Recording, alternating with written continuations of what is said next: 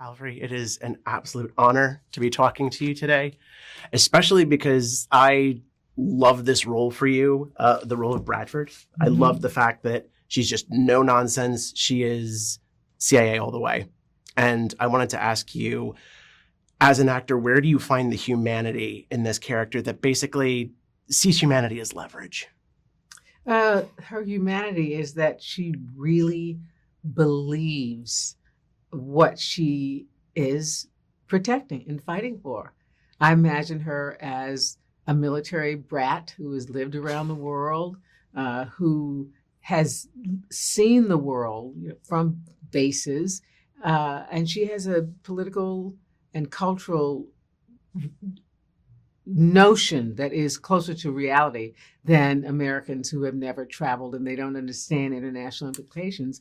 And with the loyalty that she has witnessed from her parents, I thought her mom was probably in the State Department, her father's military, that sense of dedication to the country is innate in her. But also, it's not that she necessarily loves the population. She understands that the democracy, that lady is more important than anything because it is a concept. The concept is here before we discover it. It'll be here after we jam it up, so to speak. I have no clue what you're talking about. So she's committed to that. So that the ability to find out what you have to think and know to be able to bring that forward. You do it with any character, but one of the things I like is when I have to reach to find it, because an actor always must get their own preferences, their thoughts out of the way, even the way they walk and talk. And so it was great. You have to learn something to look at the world out of somebody else's eyes. Well, even just the way that you were talking about that character, that unlocked a new texture for me because it's very easy to see someone like Bradford as just, oh, she's too rule bound. She's, there's always like the anti-heroic bureaucrat that you see in so many of these things that I guess the Bourne franchise kind of helped repopularize that. Yeah. Where it's just the company person. Mm-hmm. But the way that you just described that character, that really does add that nuance of, well, this is what she thinks the higher calling is, the bigger purpose. So it's not like she's doing this because she doesn't like people.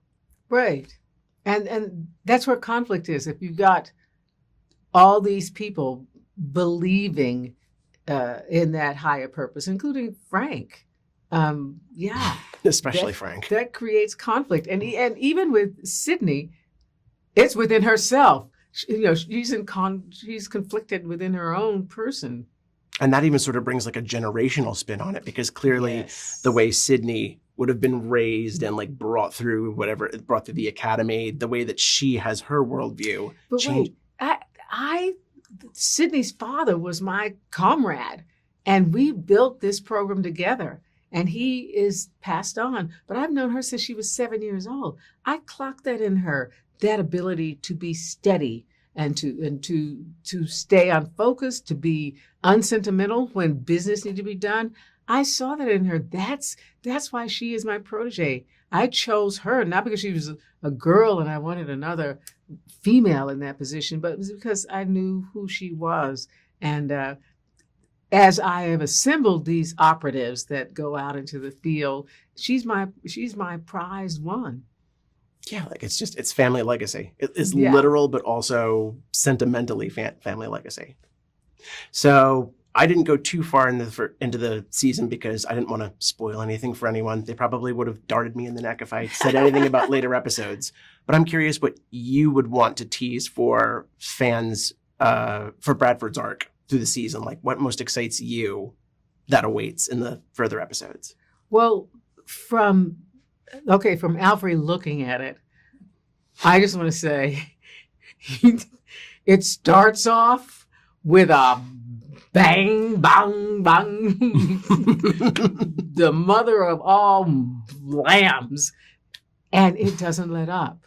You might pop to a bucolic scene, but it just makes you go, because you know what is coming. You know what's encroaching on that beautiful it's an American life that in the lower 48, we don't even know. We can't recognize people that are part of a community that looks out for each other, but they're all entirely raging individualists, but they look out for each other because they have to in an environment as barren and wild as Alaska. So it just goes back and forth, and it never stops. And by the time you get to episode 8 of the 10, you will say, "This is my money's worth. Let me pay Apple TV a tip for this, and I'm going to start over."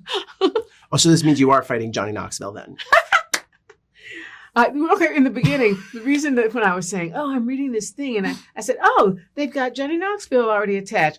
My son, Duncan, 31, no, Mom, because he used to make me sit and watch Johnny Knoxville with him when he was like 11 and 12. I said, "Duncan, I don't want to see this." He goes, "This is quality time. Sit with me, Mom." So he had to put me online to look at the things because I couldn't figure out the links. And he was going to leave the room. He stood there for like 10 minutes watching that whole first part. And he just went, "Oh, I'm so watching this." So that's you got it from my son, Duncan, who is the best man ever. That's just put it on the poster right there. I think I have time for one last question. Okay. And as a fan, I have to first thank you for Scrooged, because as a child, I have grown up with that as in rotation, one of my holiday movies, because I love Christmas Carol. And if you do not nail the Bob Cratchit character, the film does not work. And you totally nail it as Grace. That's another man, Bob Cratchit. That's right. Yeah. And I was curious if you had any interesting stories about that production, because that had to have been like best, or your most fondest. Well, okay, it was a whole different era. Back then, you could shoot for like 5 months on one film that now we shoot in 5 weeks.